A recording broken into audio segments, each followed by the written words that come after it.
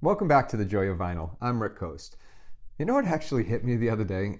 I don't think I've ever done a video specifically about what to look for when buying a used record. And this is a channel that's dedicated to buying vinyl records. And I've talked about many other things directly related to records.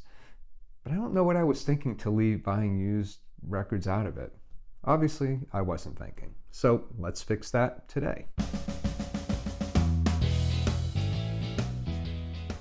There's only a handful of record stores here in New Hampshire where I live. And by a handful, I'm not exaggerating. My favorite one happens to be in the town that I live in. And I'm not biased. It really is a great store with a great selection of both new and used records. And in a lot of ways, it reminds me of the record stores from back in the 1980s when I first started collecting, with artist names and dividers and different sections where the different genres are. And in each section, you'll find a mix of brand new sealed records, original pressings, and decades old used records. And most are in very good, and I'd say very good plus condition, with a few near mint records sprinkled throughout. Now, it's a great way to pass some time on say a rainy Saturday afternoon, or even a quick escape from work during lunchtime. Now, when I do spot an album I'd like to add to my collection, what do I look for? Well, you can't always judge an album by its cover. A near mint cover might contain an awful sounding record. By the same token, a battered and stained cover, while ugly to look at, might actually be hiding a flawlessly cared for record. It might. Oftentimes, a badly beaten up cover will be a good indicator that what you'll find within mirrors that condition.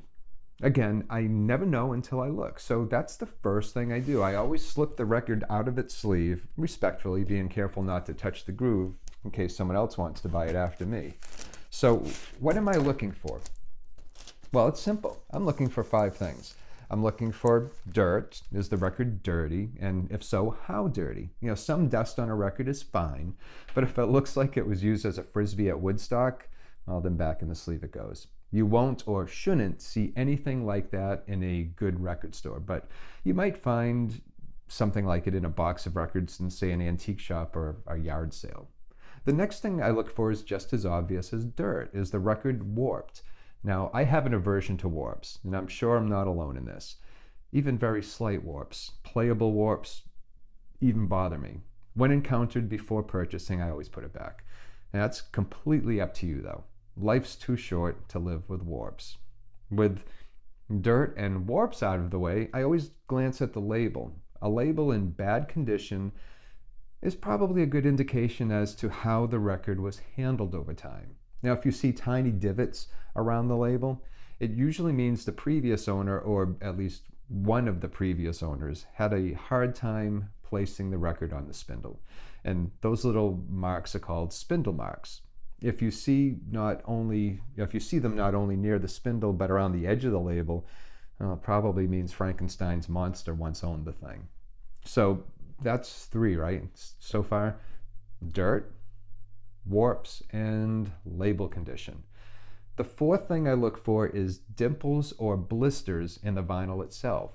Now, these aren't usually the result of poor care by a previous owner, unless they dropped cigarette ashes on it, which I have seen that. Dimples and blisters on the record surface are indications of a bad pressing that came straight from the pressing plant. Now, this can happen if there is rapid heating and cooling during the whole pressing process, or sometimes a foreign material finds its way into the process as well. Now, it could be a calibration problem during the process. Whatever the cause, if I see these on a record surface, it's a deal breaker. As with dirt, a dimple can not only ruin your listening pleasure, it can also damage your stylus. So last, but certainly not least, is scratches. And sometimes it's not easy to see them unless you hold the record up to a light source. And I usually do this at eye level and, I'll angle it, and look at it on both sides. Now, paper scuffs are usually okay. Even new records, if shipped in paper sleeves, can have paper scuffs. What I'm looking for are those deep scratches or long scratches that cross across the entire side over different tracks. It's rare to stumble upon a near mint condition used record, but it's not impossible. Now, I'm happy to find a very good plus record in a store. Light blemishes I might be able to live with, but certainly not scratches. I just won't take the chance. The one thing that I can't see is the record's past history. A record may have had multiple owners and been played on many or any number of turntables. A cheap turntable with a heavy tracking force or extremely dull stylus can do irreparable damage to the groove. It's also not perceptible. You can't see it. The groove can hold unseen secrets that are only revealed when the record's played. Now, as far as prices go, every once in a while I'll come across a record and the price will seem high. A quick look at Discogs will usually give me an idea if the one I'm holding in my hand happens to be in the right ballpark. Now it's fun, and it's all part of the journey. So when you come home with a used record in great condition, it can be rewarding. But don't forget to clean it first, please. Always clean any record before you drop the needle on it for the first time. Even new records, clean those as well. So, to sum up, when buying a used record, I look for dirt, I look for scratches across the surface, I look for warps, I look for dimples, and also the label's condition. You can see here somebody actually wrote on this label. So what about you? What do you look for when buying a used record, and what would you add to this list? Did I miss anything?